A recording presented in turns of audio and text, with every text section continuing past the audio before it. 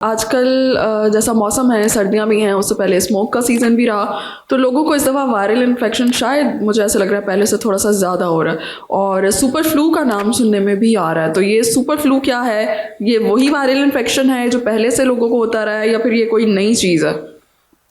नहीं, नई चीज़ तो इस सेंस में है कि ये जो सीज़न होता है नवंबर दिसंबर सर्दियों का, इसमें वायरस प्रोपेगेट करते हैं, ज़्यादा उनकी अफजाइश होती है।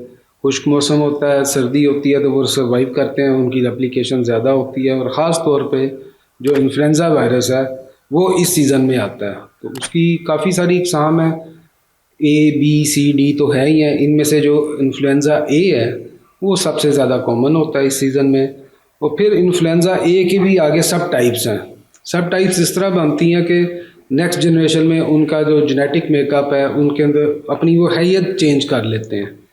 तो जिस तरह पहले H1N1 आया था, इस तरह इस दफ़ा H3N2 आया है, उसका स्ट्रेन जो उसकी यही आगे से किस्म है, म्यूटेशन है उसके अंदर। ठीक है, एक नया वेरिएंट, उसी का उसी का ही नया वेरिएंट है। तो जो आजकल जिसकी थोड़ी सी विरुलेंस थोड़ी सी ज़्यादा है okay as compare to the previous one. और साथ में ये है कि वो प्रोपेगेट ज़्यादा हो रहा है, यानी कि फैलता वो जल्दी से, ट्रांसमिशन बहुत ज़्यादा है इसकी। ओके तो एक बंदे से दूसरे बंदे में वो स्पीड से जा रहा है। तो बाकी इसकी सिम्टम्स तो वैसी ही हैं जो इन्फ्लुएंजा की होती है, जिस तरह गले में खराश हो गई, नाक बंद हो गया, गला दर्द करना शुरू हो गया, जिस्म टूटना शुरू हो जाता है, ठीक है। लेथार्जी हो जाती है, बंदा सुस्त हो जाता है, फीवर हो जाता है, हाई ग्रेड फीवर इसके साथ होता है। तो फिर बच्चों में और ख़ास तौर पे बूढ़े लोगों में ये इनके साथ डायरिया भी हो सकता है।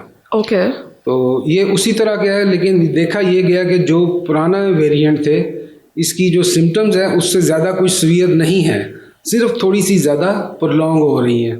ओके यानी कि पहले इन्फ्लुएंजा जो है 1 हफ्ते में 8 दिन में कवर अप हो जाता था। ये जो वेरिएंट आया है H3N2 सुपर फ्लू जिसका नाम दिया गया है, ये थोड़ा सा लंबा चलता है, 2 वीक्स तक। फीवर उतर जाता है लेकिन जिस्म के अंदर लेथार्जी, कमज़ोरी और ड्राई कफ ये परसिस्ट करती है अप टू 2 वीक्स। ठीक है। तो डॉक्टर साहब, ये जो सुपर फ्लू है, क्या इसकी कॉम्प्लिकेशन ज़्यादा हो सकती हैं? ये रेगुलर इन्फ्लुएंजा से थोड़ा सा ख़तरनाक हो सकता है, ज़्यादा एहतियात की ज़रूरत तो नहीं है इसमें? अच्छा, ये इन्फ्लुएंजा में जब ये आते हैं तो इसमें आप ये समझ लें कि सबको एक जैसा नहीं ये ट्रीट करता। अब जिनकी इम्यूनिटी कम है, उनका क़ुव्वत मुदाफ़त कम है, ख़ास तौर पे बच्चे हो गए, बूढ़े हो गए, यानी कि एक्सट्रीम ऑफ एज पे उनको, या कोई डायबिटिक हैं जिनकी इम्यूनिटी कम है, जो कोई कैंसर ड्रग्स पे हैं, ओके जो प्रेग्नेंट ख़वातीन हैं, इन लोगों में इनको ज़्यादा कॉम्प्लिकेशन के चांसेस होते हैं। ठीक है। कॉम्प्लिकेशन ये है कि शुरू तो ये नाक से ही होता है, गले तक जाता है, लेकिन अगर ये लंग्स तक चले जाए तो फिर ये नमूनिया कॉज कर सकता है। ठीक है। बिल्कुल उसी तरह जिस तरह कोविड करता था। ओके तो कोई भी वायरल इन्फेक्शन जब लंग्स में चले जाए तो उससे फिर नमूनिया हो सकता है। तो नमूनिया डेंजरस होता है, ठीक है। उसके अंदर फिर कॉम्प्लिकेशन रेट ज़्यादा हो जाता है और ये कमज़ोर लोगों में ज़्यादा होता है। ठीक है। तो डॉक्टर साहब, इन्फ्लुएंजा के लिए एक वैक्सीन जो है वो रेकमेंड की जाती है कि आप सीज़न के स्टार्ट में लगवा लें, तो वो जो इन्फ्लुएंजा की वैक्सीन है वो इसके लिए भी कारआमद हो सकती है? जी बिल्कुल, हर साल वैक्सीन नई बनती है इन्फ्लुएंजा की। ओके वो सारे जो इसकी हैयत चेंज करके जो वायरस आते हैं ना, उनके मुताबिक उस वैक्सीन को चेंज किया जाता है। ठीक है। और ये मार्केट में आ जाती है अगस्त के एंड में। तो अगस्त सितंबर लोग ये लगवा लेते हैं ताकि नवंबर दिसंबर जनवरी वो इससे महफूज रहें। और बाय द एंड ऑफ आप आ जाएं मार्च, इसकी ज़रूरत नहीं पड़ती और वो वैक्सीन पूरा साल कवर करती है। ठीक है। वैक्सीन सेम होती है लेकिन हर साल उसको चेंज करते हैं। अब मसलन H3N2 आ गया तो अगले साल इसके मुताबिक मतलब वैक्सीन उसको में अपडेट किया जाता है। जी उसकी चेंजेस करनी पड़ेगी। ठीक है। तो ये सारे जो अपडेटेड वर्जन्स हैं वैक्सीन के पाकिस्तान में अवेलेबल होते हैं टाइम से? जी बिल्कुल अवेलेबल होते हैं, अगस्त सितंबर में आ जाती है मार्केट। ठीक है। तो आप इसको कहीं से भी लगवा सकते हैं या स्पेसिफिक कोई कहीं हर जगह पे अवेलेबल है? किसी भी फार्मेसी से लेके आप वहीं से भी लगवा सकते हैं, हॉस्पिटल्स की इमरजेंसीज में लगवा सकते हैं। ठीक है।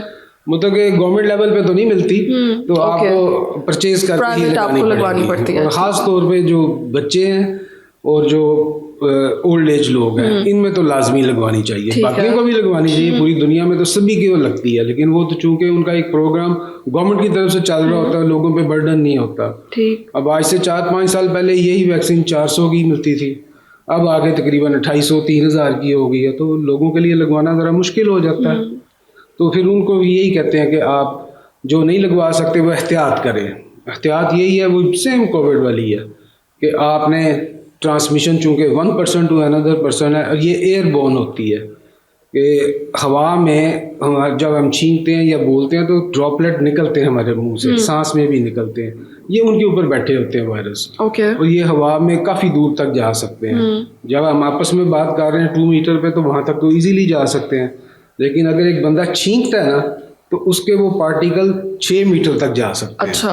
इतनी दूर तक, और फिर जितने ज़्यादा क्राउडेड प्लेस होगी उतने ज़्यादा लोगों को ये इन्फेक्ट करेगा। तो वो एहतियात करनी है, अपने हैंड हाइजीन का ख्याल रखना है, ठीक है। मास्क का इस्तेमाल करें जहाँ पे ओवर क्राउडेड लोग हैं, और अगर घर में किसी को हो गया है तो वो ज़रा बूढ़े लोगों से और बच्चों से ज़रा थोड़ा सा आइसोलेट हो जाएं ताकि उनको ज़्यादा तंग ना करे। बाकी सिंपल सोप वाटर से ये जस्ट ड्राई हो जाता है।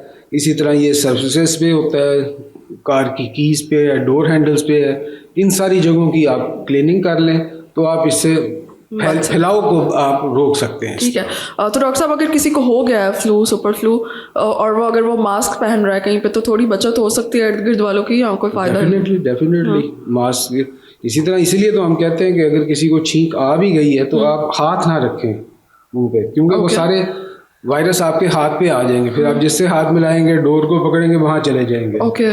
तो अगर मास्क पहना होगा तो वो वहीं पे रुक जाएंगे। ठीक है। या अगर नहीं पहना होगा, छींक आई है तो अपनी एल्बो पे छींके, यहाँ पे, ताकि वो यहीं पे रहे, आपके हाथ पे ना आए। ठीक है। और लोगों के ऊपर डायरेक्ट ना गिरे। तो ये प्रिकॉशन तो बहुत ज़रूरी है। ओके। तो फ्लू के लिए कुछ लोग जब वो मेडिसिन नहीं खाते, तो मेडिसिन खा लेनी चाहिए टाइम से? इसकी फ़ायदा होता है कि अगर ये वायरल इन्फेक्शन है तो फिर मेडिसिन से थोड़ा सा ठीक हो जाए जल्दी? एक्चुअली जो ये इन्फ्लुएंजा है ना, ये सेल्फ लिमिटिंग होता है। इसका एक टाइम पीरियड होता है 6 से 8 दिन, मैक्सिमम 2 वीक्स तक ये खुद ब खुद बॉडी से ख़त्म हो जाता है। लेकिन जब बंदे को फीवर हो गया तो आप सिंपल पैनाडोल या ब्रूफिन का इस्तेमाल कर सकते हैं। ओके।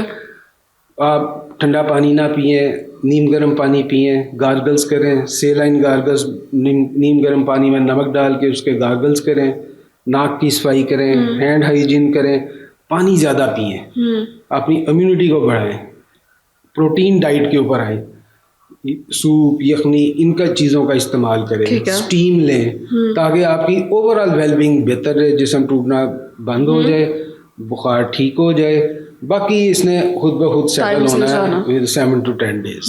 ठीक है, बहुत शुक्रिया।